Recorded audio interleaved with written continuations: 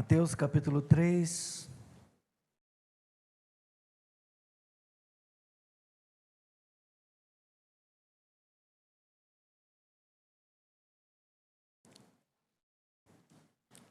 Vamos ler do versículo 11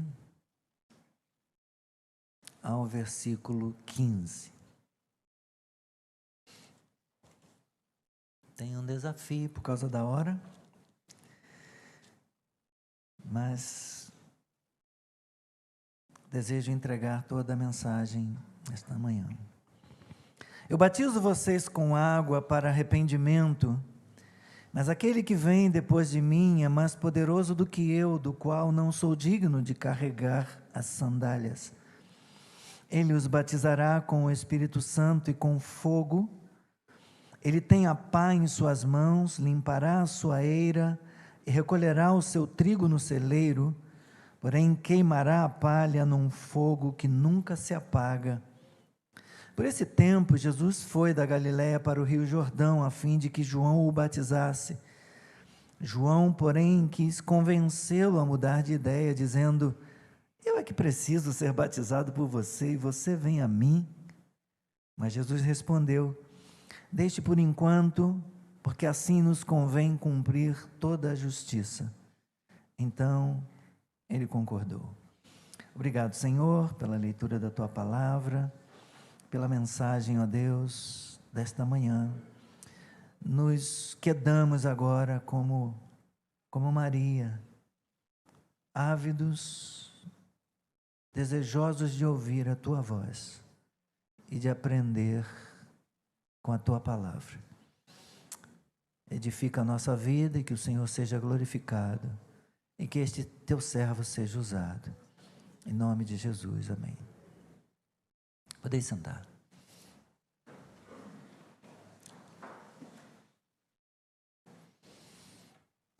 Quando uma pessoa é acusada de algum delito ou algum crime, a lei faculta-lhe o direito de defesa, inclusive de poder fazer-se acompanhar de um advogado particular ou mesmo de um defensor público que lhe represente perante a justiça. Enquanto eu meditava, meus irmãos, nessa palavra de hoje, eu me recordei dos argumentos do apóstolo Paulo em Romanos, nos ensinando sobre a culpabilidade do homem, para provar que não podemos ser justificados pela obra da lei ou pelas obras da lei, e também nos ensinando a respeito da glória de Deus, para provar que nós devemos ser justificados e só podemos ser justificados pela fé. Em Romanos, no capítulo 3, depois de descrever o quadro caótico em que a raça humana se metera, ao se rebelar contra Deus, fazendo com que a humanidade toda fosse declarada culpada, Paulo apresentou um novo caminho, Cristo, que se manifestou como a justiça de Deus sob o Evangelho para a justificação ou para a salvação de todo aquele que crê. De modo que temos em Cristo nossa única defesa, temos em Cristo nossa única esperança. Paulo conclui então o capítulo 3 de Romanos dizendo que essa justiça de Deus que se manifestou ao mundo, ela é recebida única e exclusivamente pela fé, proposta para todos e sobre todos os que creem, como nos afirma Romanos capítulo 3, versículo 22. O homem é radicalmente depravado.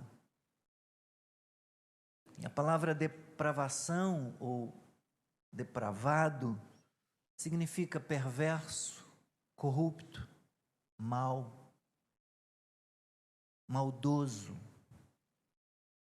Ele é mau mas ele também é maldoso, ele quer fazer aos outros o mal que faz a si mesmo. Portanto, o homem é radicalmente depravado desde a sua natureza,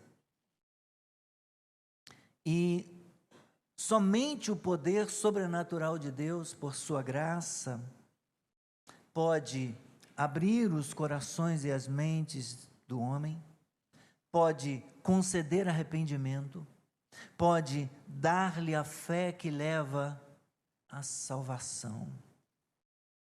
E a resposta humana, em submissão e obediência a Deus, é o batismo.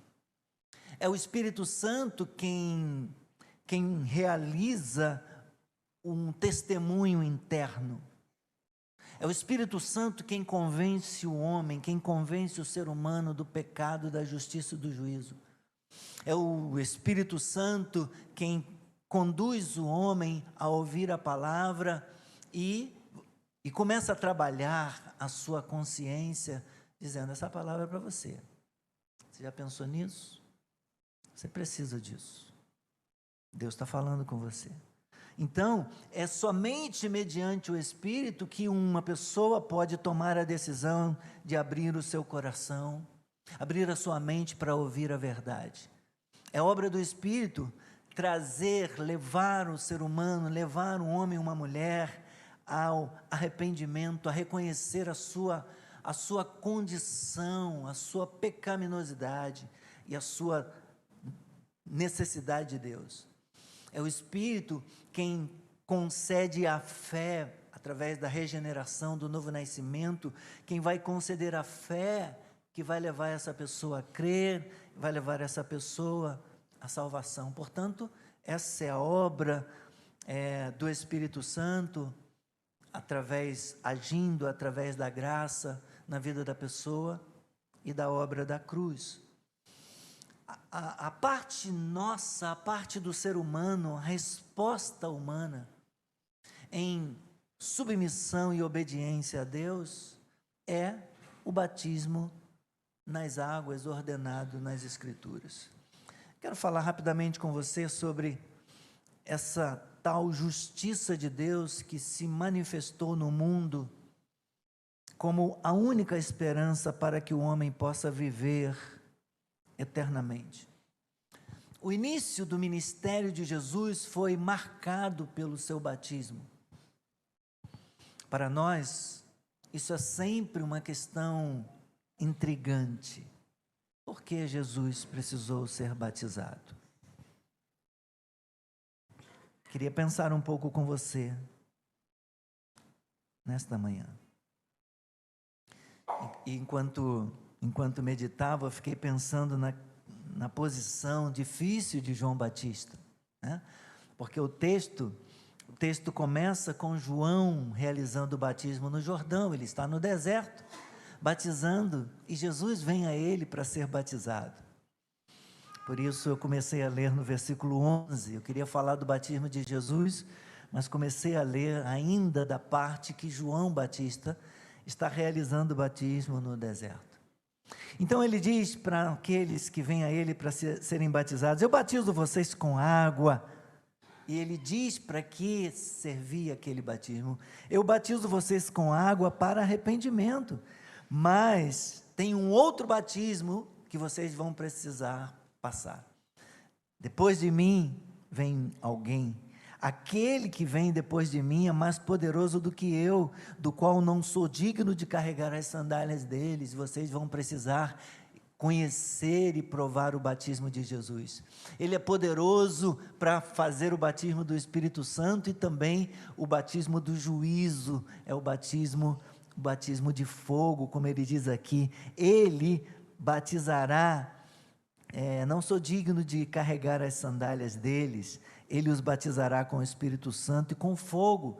E aí ele faz algumas descrições, né, sobre purificação. Ele tem a pá nas suas mãos, vai limpar a sua eira, vai recolher o seu trigo no celeiro, porém vai queimar a palha num fogo que nunca se apaga, apontando para o juízo eterno, apontando para o juízo final.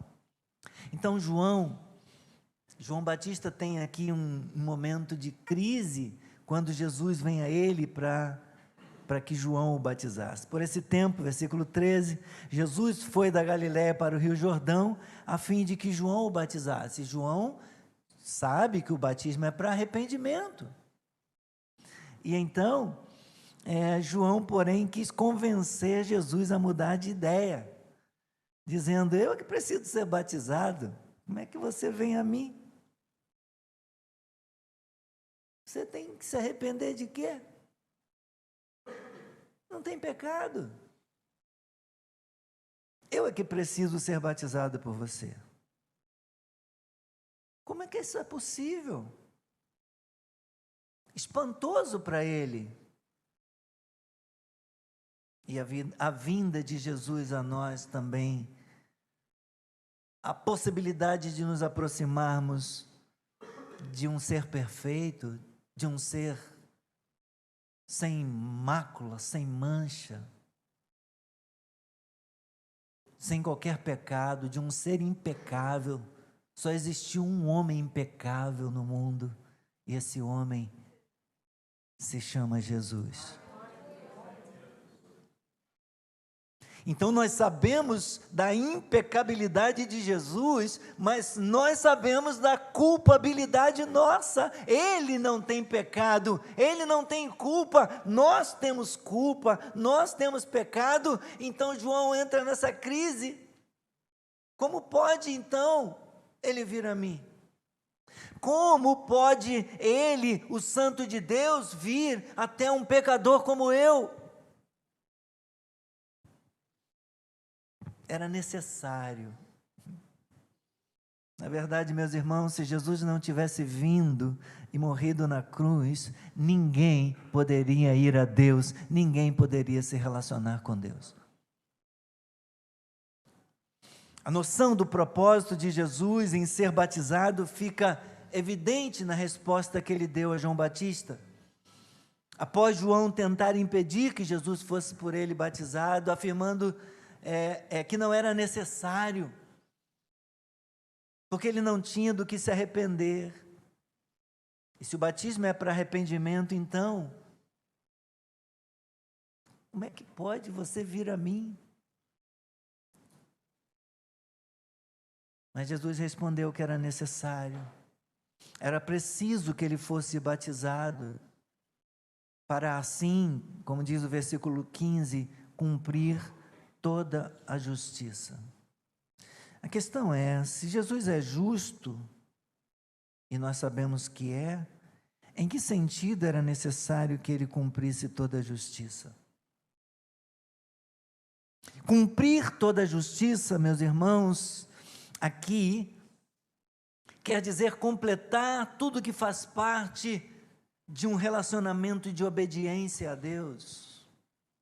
Deixa como Deus determinou, deixa que se cumpra a vontade de Deus, deixa que tudo transcorra de conformidade com a obediência perfeita, a justiça perfeita daquele que me enviou. Então, cumprir toda a justiça é completar aquilo que tem que ser realizado, é fazer a parte que tem que ser feita em obediência a Deus. Assim, irmãos, o batismo de Jesus simbolizou sua identificação com os pecadores, em cujo lugar ele obedeceria à lei e seria punido no lugar do pecador.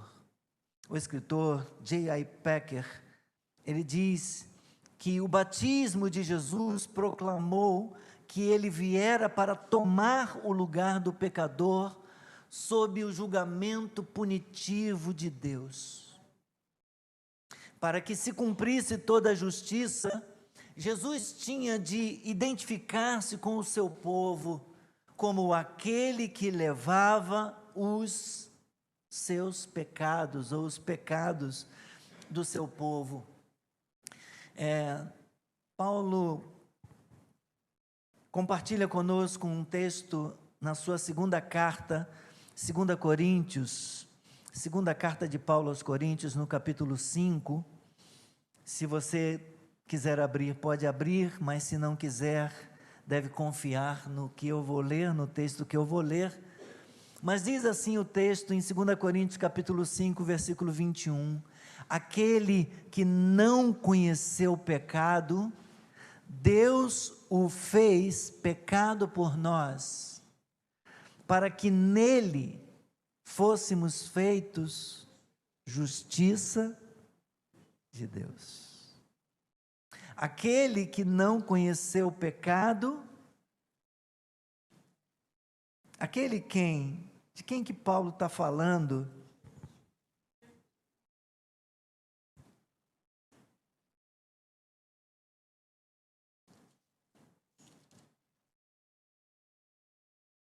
Paulo está falando do ministério da reconciliação. Paulo está falando de como Deus, quando enviou Jesus, o fez com um propósito. Deus estava em quem? Um pouquinho antes aí do versículo 21, no versículo 19, Deus estava em Cristo, reconciliando consigo o mundo, não levando em conta os pecados dos seres humanos, e nos confiando a palavra da reconciliação. Então Paulo está falando de Cristo aqui, como aquele que veio da parte de Deus, para reconciliar consigo o mundo. Então no versículo 21, agora ele diz, aquele que não conheceu o pecado, falando de Cristo, Cristo era perfeito, Cristo foi impecável, ele não conheceu o pecado, aquele que não conheceu o pecado, Deus o fez pecado por nós, para que nele fôssemos feitos justiça de Deus. E é interessante que não pode ser feita uma leitura errada, porque se a pessoa ler, Deus o fez pecador por nós, torna Cristo uma pessoa com pecado. Deus não o fez pecador por nós, Deus fez dele pecado, porque ele vai ser punido no nosso lugar. Não pecador, ele continuou santo, inculpável, ele continuou impecável, sem culpa e sem pecado. Aquele Cristo que não conheceu o pecado, Deus o fez pecado por nós, para que nele, Cristo, nós fôssemos feitos o quê? Nós fôssemos feitos justiça de Deus. Então eu estava dizendo que para que se cumprisse toda a justiça, Jesus tinha de identificar-se com o seu povo, para levar os pecados do seu povo.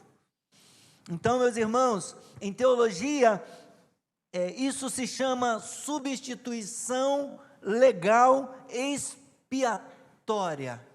Jesus não é um herói, Jesus é o nosso substituto. Ele não é um herói, ele não é o superstar, Jesus Cristo superstar. Jesus Cristo é o Senhor, Jesus Cristo é o Salvador, Jesus Cristo é o nosso substituto. Na cruz ele tomou o meu lugar, ele tomou o seu lugar. Na cruz ele tomou o meu lugar e o seu lugar, Wilson, o seu lugar, Roseli, ele tomou o seu lugar, Roberto, o seu lugar, Tatiana. Na cruz Jesus tomou o seu lugar, Isaac, ele tomou o meu e o seu lugar. Aleluia! Ele levou os meus e os seus pecados, os pecados desta igreja. Logo, irmãos, a razão de Jesus ter sido batizado foi que ele estaria se identificando com todos os pecadores por quem ele morreria na cruz. Essencialmente, o batismo de João Batista apontava para Jesus, porque só a morte de Jesus sobre a cruz poderia tirar os pecados. Agora, olha uma coisa interessante, em Lucas, se não quiser abrir, não precisa, no capítulo 12,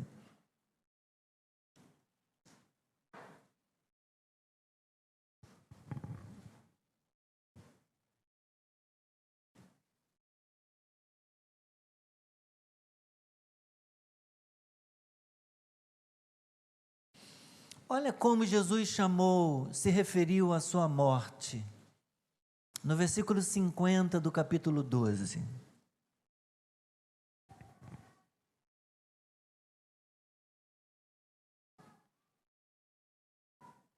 Eu vou ler o 49 para a leitura ficar mais completinha, porque o 50 começa com uma adversativa aí, né? Eu vim para lançar fogo sobre a terra, e bem que eu gostaria que já estivesse aceso. Mas existe um batismo pelo qual tenho de passar, e como me angustio até que o mesmo se cumpra. De que batismo é esse que Jesus estava falando? Jesus estava falando da sua morte sobre a cruz. Então, o batismo de João Batista apontava para Jesus, porque só a morte de Jesus sobre a cruz, morte essa que ele próprio chamou de batismo, somente sua morte na cruz poderia e pode ainda hoje tirar os pecados do homem. Jesus não discorda de João. Voltemos lá rapidamente para Mateus. Jesus não discorda de João. Quando ele diz, eu que deveria ir a você, você vem a mim? Você está certo. Mas por enquanto deixa assim. É o versículo 14, 15. Deixa por enquanto, deixa por agora. Que assim seja. Porque assim nos convém cumprir toda a justiça. Naquele momento, meus irmãos, Jesus estava em um estado de humilhação. Era como se ele precisasse ser lavado, embora ele fosse completamente puro. Então, assim, ele se fez pecado por nós, embora ele não conhecesse pecado. Ele cumpriu perfeitamente toda a lei de Deus durante a sua vida. O testemunho apostólico, assim como também o testemunho dos profetas do Antigo Testamento, foi de que Jesus não cometeu pecado, nem engano ou dolo algum se achou em sua boca.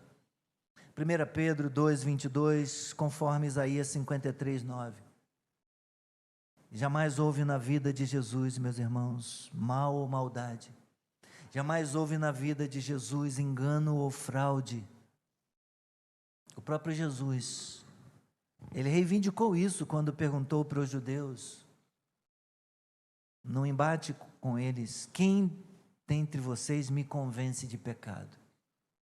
Não há ninguém, não havia ninguém, não haverá jamais ninguém que poderá atribuir pecado ao ente santo que foi gerado no ventre de Maria. Portanto, meus irmãos, nós temos nesse texto um importante resumo da mensagem do Evangelho. Deus, como juiz, atribuiu a Cristo a responsabilidade pelos nossos pecados, possibilitando que Jesus fosse punido com justiça pelos nossos pecados.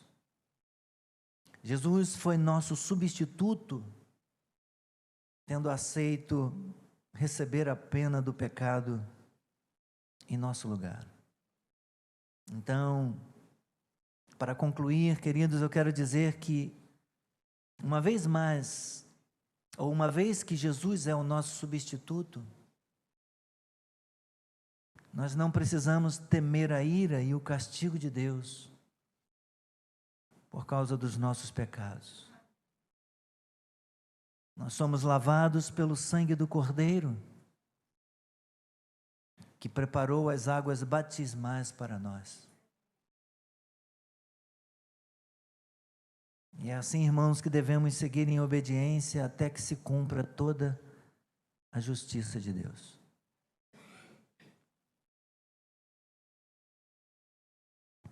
Você já passou pelas águas?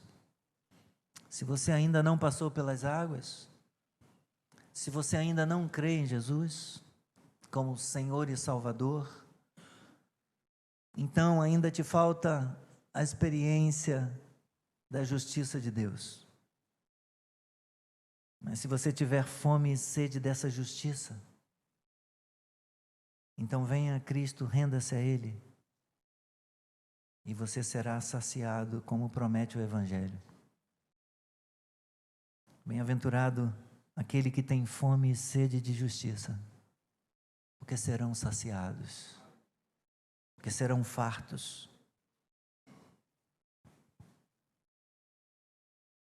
Buscai o reino de Deus e a sua justiça, e todas as outras coisas serão acrescentadas. Mas busque nessa ordem. Busque primeiro a justiça de Deus. Busque primeiro o reino de Deus. As outras coisas depois. E em seguida procure o batismo nas águas. Fale conosco antes de você ir embora. Se você já creu em Cristo, já passou pelas águas, então adore o Senhor e viva em gratidão pela obra que Cristo realizou na sua vida. Porque quando conhecemos a justiça de Deus, quando provamos a justiça de Deus, experimentamos o novo nascimento, passamos pelo batismo nas águas, o Espírito Santo, o Senhor vem habitar em nós, vem fazer morada na nossa vida.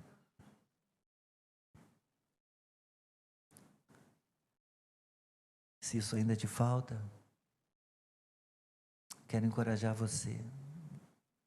Não adie a decisão mais importante da sua existência. Amém?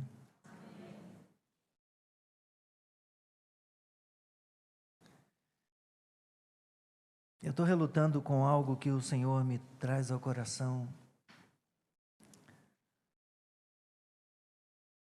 Mas eu não vou resistir. Eu não sei o propósito de Deus nisso.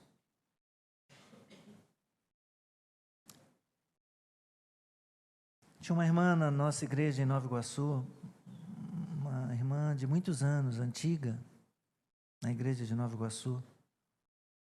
Ela havia conhecido as religiões de matriz africana e se tornara uma liderança na sua religião.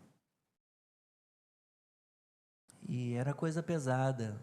E as práticas deles eram, inclusive, de ir para cemitérios para mexer com cadáveres e realizar trabalhos. Essa irmã se converteu após um dia, um grupo de pessoas lá, da sua religião, do seu centro, terem ido ao cemitério e mexeram lá numa cova.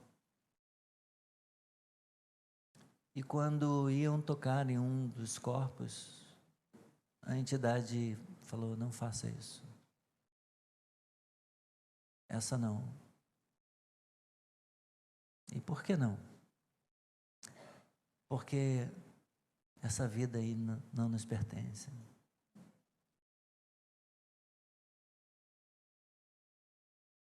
E aquilo marcou a vida dela.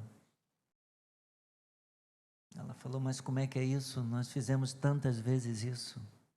Mas esse aí não toca não, porque esse aí não pertence. E ela então entregou a vida dela para Jesus, o dono daquele cadáver que estava lá.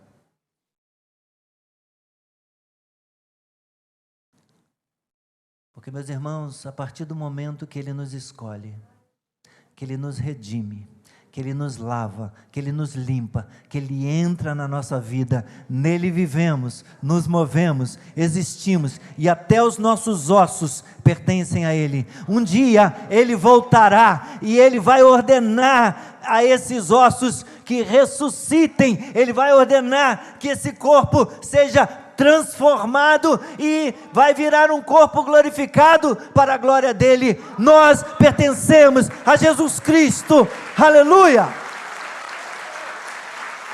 Aleluia! Aleluia!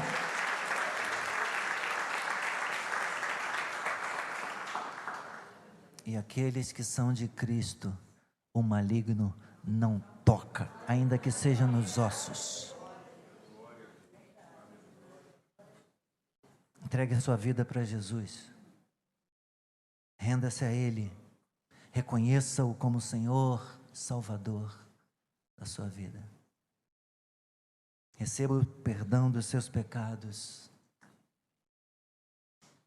e a promessa da vida eterna.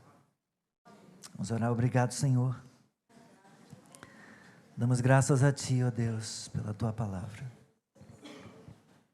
damos graças a Ti por esta manhã tão especial. Obrigado por estar conosco aqui nesse lugar. Que essa palavra, ó Deus, possa edificar vidas, que essa palavra possa exortar e trazer encorajamento, e levar pessoas, ó Deus, a uma decisão por Ti.